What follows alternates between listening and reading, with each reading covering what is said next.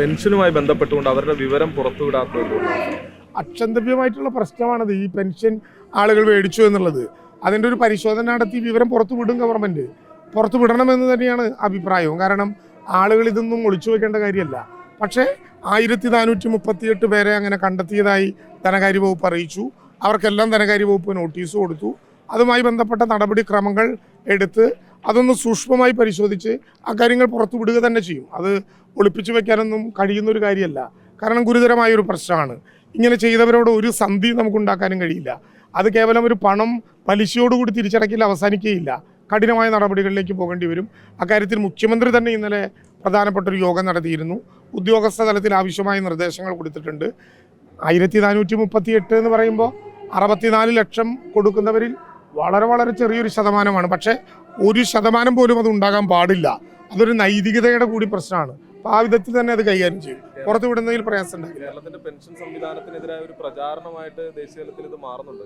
Thomas ഐസക്കിന്റെ private സെക്രട്ടറിയുടെ അത്തരത്തിലൊരു Facebook post അല്ല, അതെങ്ങനെയാണ് ഉണ്ടാവുക? എനിക്ക് മനസ്സിലായി. ഞാനത് കണ്ടിട്ടില്ല.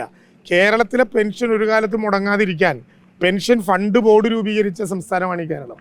ഇന്ത്യയുടെ ചരിത്രത്തിൽ ആദ്യമായി പെൻഷൻ ഫണ്ട് ബോർഡ് രൂപീകരിക്കുമ്പോൾ കേരളത്തിലെ ബഡ്ജറ്റുമായി അതിനെ കൂട്ടിക്കുഴയ്ക്കരുത് എന്നുള്ളത് കൊണ്ടാണ് അത് വേറെ ഒരു ഫണ്ട് ബോർഡായി നിശ്ചയിച്ചത്.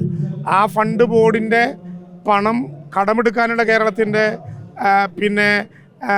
ലിസ്റ്റിൽപ്പെടുത്തും എന്ന് പറഞ്ഞ കേന്ദ്രം എന്താണ് അതിനെക്കുറിച്ച് പറയുന്നതെന്ന് എനിക്ക് മനസ്സിലായില്ല. കേരളം ഇപ്പോൾ തീരുമാനിച്ചു കേരളത്തിന് പണം കടമെടുക്കാനുള്ള അവകാശം പോലും നിഷേധിച്ച് പെൻഷൻ കിട്ടാതെ ജനങ്ങളെ വലയ്ക്കാനും അതുവഴി ഗവൺമെൻറ്റിനെതിരായി തിരിക്കാനുമുള്ള ബോധപൂർവമായ ശ്രമങ്ങൾ നടക്കുന്ന കാലത്ത് 2024-25 പ്ലാനിൽ തന്നെ മാറ്റം ഉണ്ടാക്കി. ഒരു കാരണവശാലും ഇനി ഒരു മാസവും പെൻഷൻ മുടങ്ങില്ലെന്ന് മാത്രമല്ല, കേരളം കൊടുക്കാനുള്ള കുടിശ്ശികയിൽ 1 ഓണത്തിന് കൊടുത്തു, 1 ഈ വർഷം കൂടി കൊടുക്കും, അടുത്ത 3 മാസത്തെ തുടർന്ന് കൊടുക്കും. ഈ ഗവൺമെൻറ്റിൻ്റെ കാലത്ത് കുടിശ്ശിക ഉണ്ടാകില്ലെന്ന് മാത്രമല്ല, പെൻഷൻ്റെ കാര്യത്തിൽ ഏറ്റവും കൃത്യമായി നിലപാടെടുക്കും. അതിൽ ഈ പറയുന്ന ഒരു ചെറുതെങ്കിലും ഒരു കളങ്കം അവസാനിപ്പിക്കാനും തുടർന്നില്ലാതിരിക്കാനും ഏത് വിധത്തിലുള്ള നടപടികളാണോ മുഖം നോക്കാതെ രാഷ്ട്രീയമില്ലാതെ ആ കാര്യം നടപ്പിലാക്കും.